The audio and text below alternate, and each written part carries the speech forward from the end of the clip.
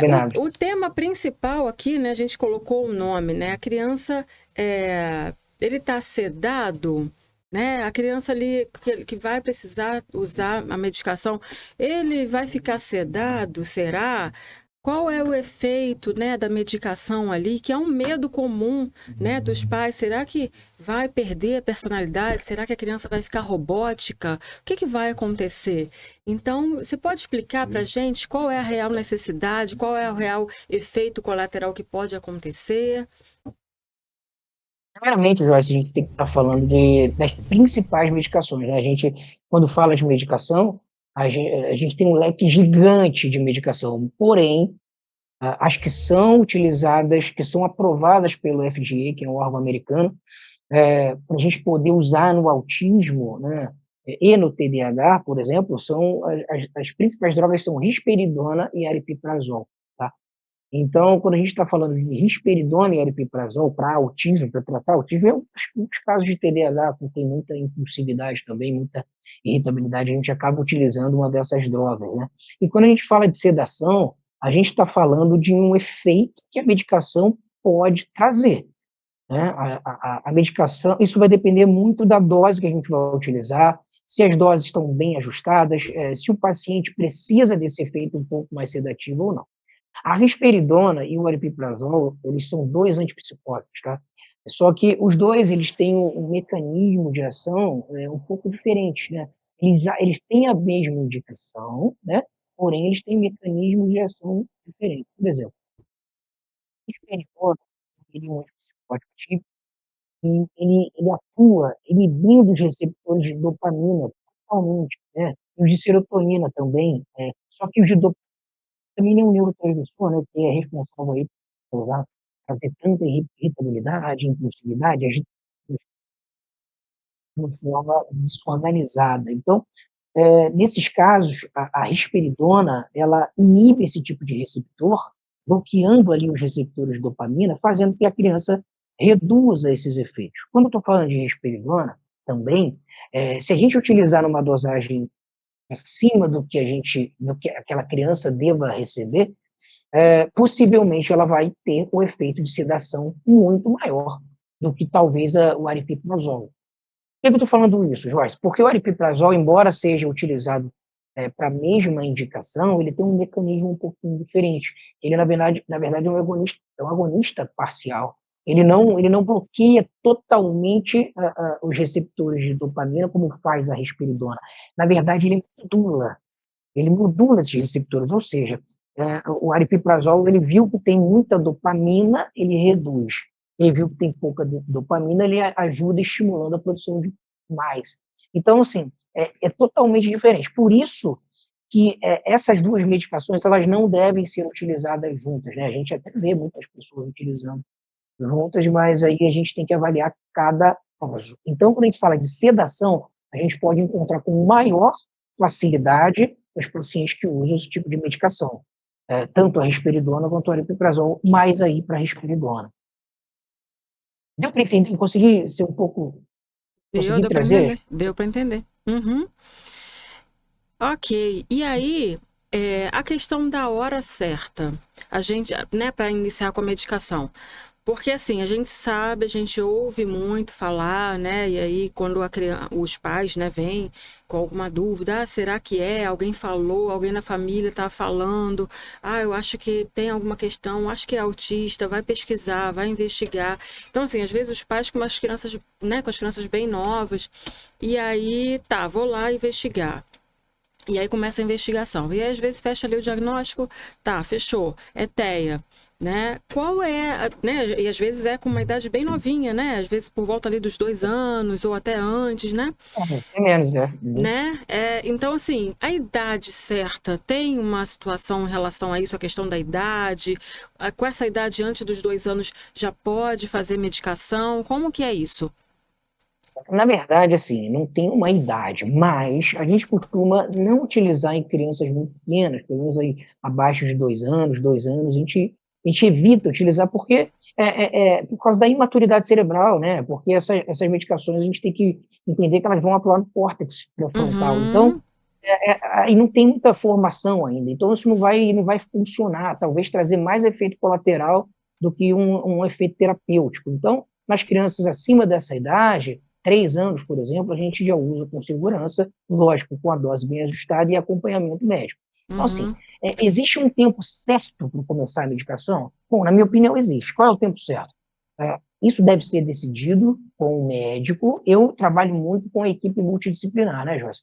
Eu uso muito do psicólogo, dos fonoterapeutas, dos terapeutas ocupacionais, dos psicomotricistas, da habilidade que eles têm de observar o comportamento da criança e trazer através de devolutiva para mim, e que eu possa analisar e como é que está o comportamento daquela criança ultimamente, e aí, daí, então, junto com os pais, a gente, uma decisão conjunta, decide, olha, o Joãozinho, ele está com um comportamento tanto heteroagressivo quanto autoagressivo. Ele tá se mordendo, está batendo em todo mundo, está arremessando os brinquedos.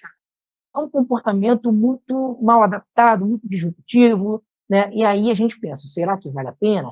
Nesses casos que a criança não consegue nem fazer a terapia de uhum, tamanha agressividade, a opção melhor é medicar. Então, uhum. a gente tem que fazer essa, essa, essa discussão junto com os pais, né? Nas minhas consultas, eu falo para os pais, olha, é, a gente tem a possibilidade de entrar com a medicação agora para o João, porque ele está numa situação que não consegue fazer. Então, ele tem um distúrbio de sono tão grande, que a capacidade de dormir também tão grande, que a dormir posteriormente, no dia seguinte, não consegue render lento, eu escola,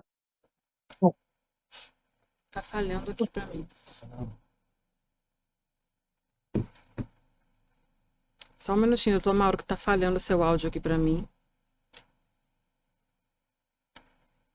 Só melhorar, espera. Começou a ficar meio abafado. E agora? Ainda tá ruim ainda? Pode falar, por favor. Fala. Oi, tô ouvindo? Tá Voltou, ouvindo? voltou. Perfeito, perfeito. Doutor, e aí eu fiquei com uma dúvida. Enquanto o senhor foi falando, eu fiquei com uma dúvida. A questão do peso da culpa nos pais em relação a, né, decidir ali, não, então vamos entrar com a medicação. É muito real, acontece muito isso? Deles ficarem com muita Sim, culpa e ficarem protelando, não, entende? Acontece muito isso? Esse lado acontece, emocional da decisão? sim, acontece de montão. Principalmente porque, assim, os pais, na maioria das vezes, eles vão fazer o quê? Eles já sabem que a medicação a ser prescrita vai ser ali, de fato, a risperidona, ou vai ser o aripiprazol, não tem como fugir muito disso. Então, o que eles fazem? Eles têm grupos, né, os grupos de WhatsApp, e eles se comunicam, né, meu filho está tomando risperidona, meu. E aí, o que eles fazem? Eles entram na internet, ou buscam a bula do remédio, ou começam a ler a bula. E quando começa a ler a bula, Joyce, é um terror, né? Porque se você pegar a bula da risperidona para ler, você vai ver os efeitos colaterais e você vai ficar assustado, né? E eu Uhum, compreendo isso aí, eu compreendo, porque se eu também não fosse médico e o médico fosse pensar em prescrever um remédio para meu filho, eu ia ler a bula mesmo, porque, claro. Só que, assim, quando a gente fala desse medo, esse medo é legítimo, tá? Só que quando você está diante de um profissional bem capacitado, entende do negócio, vale a pena você confiar no médico, no seu médico, naquele médico que está já acostumado a trabalhar com esses casos e com essas medicações.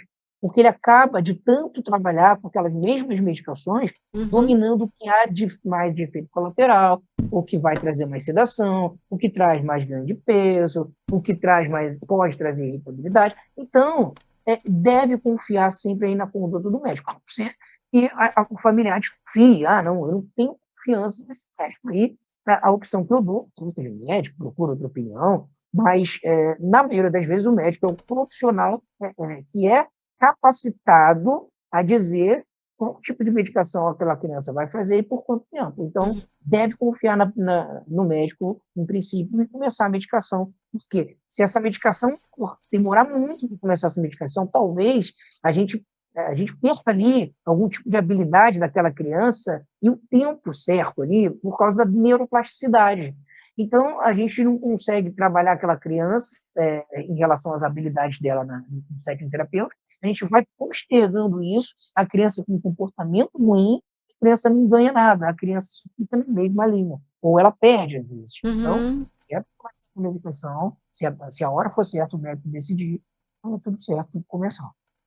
Perfeito. E aí, para esse pai que está nessa dúvida, o que que seria importante para ele perguntar?